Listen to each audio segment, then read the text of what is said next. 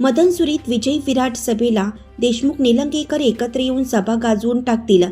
सरवडी जिल्हा परिषद गट, मदनसुरी जिल्हा परिषद गट व कासार शिरसी जिल्हा परिषद गट ते तिन्ही गटातील गणाचे उमेदवार यांच्या प्रचारार्थ काँग्रेसचे नेते माजी मंत्री आमदार अमित देशमुख आणि महाराष्ट्र काँग्रेस प्रदेश कमिटीचे उपाध्यक्ष अशोकराव पाटील निलंगेकर हे एकत्रित व्यासपीठावर उपस्थिती लावल्याने मतदारात आनंद आणि उत्साहात जल्लोष पाहायला मिळाला.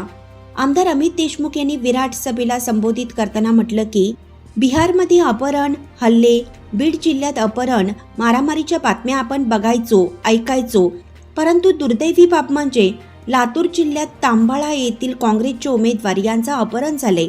त्यामुळे अशा खालच्या पातळीवर जाऊन राजकारण होतंय आणि याची तक्रार पोलीस अधीक्षक यांच्याकडे जिल्हा काँग्रेसने केली असून आम्ही लातूरला बिहार कोणत्याही परिस्थितीत होऊ देणार नाही असा इशारा आमदार अमित देशमुख यांनी या विराट सभेतून विरोधकांना दिला आहे. 3,000 कोटी रुपयांचा निधी औसा मतदारसंघाचे आमदार आणले असं सांगतात, तर तो निधी गेला कुठे?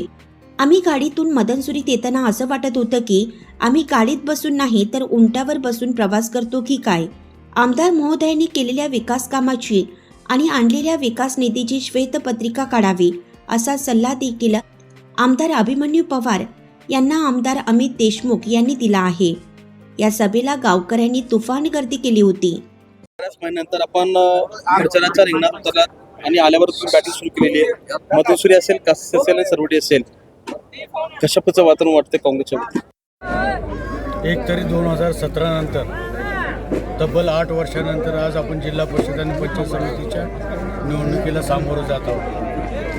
आणि जे काय हाल अपेष्टा या मागच्या अनेक वर्षापासून या सरकारनं केलेलं आहे.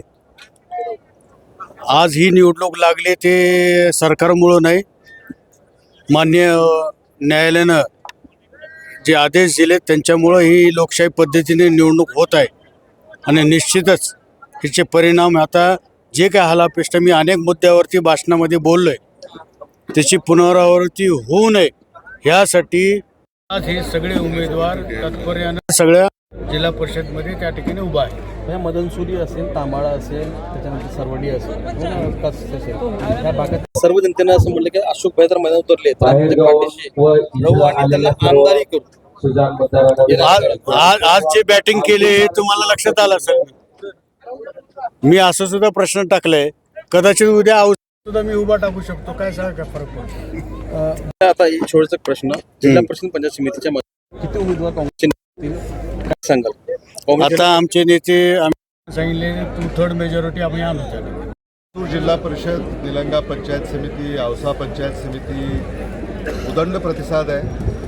लोकांमध्ये उत्साह आहे, लोकांना बदल घडवायचा आहे, लोकांना काँग्रेस हवी आहे अशी परिस्थिती, असं चित्र आम्हाला पाहायला मिळतं. मदनसुरी आणि आरती, तांबाळा, सरवडी या दोन्ही गटाच्या माध्यमातून घराच्या माध्यमातून प्रचाराची धोरण आपण हाती घेतली. आज सर्वजण एकत्र दिसतात. कशा पद्धतीचं वातावरण आहे आणि कशा पद्धतीचं प्रतिसाद? काँग्रेस पक्ष एकजुटीनं लढतंय, महाविकास आघाडी एक दिलानं लढतंय आणि मला विश्वास आहे की लातूर शहर महानगरपालिकेमध्ये जसं मतदारांनी काँग्रेसच्या विचाराला उचलून धरलं तसंच लातूर जिल्हा परिषदेमध्येही मतदार काँग्रेसच्या विचाराला उचलून धरले.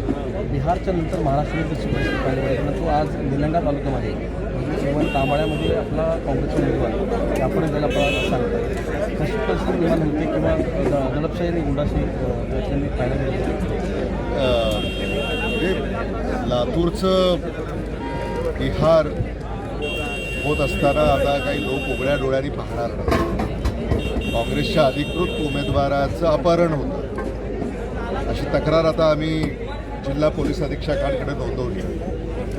मुख्यमंत्र्यांचंही आम्ही लक्ष वेधणार आहोत. अशा प्रकारे जर कायदा आणि सुव्यवस्था ढासळत चालली असेल निवडणुकीच्या काळामध्ये तर लोकशाहीला हा कलंक आहे.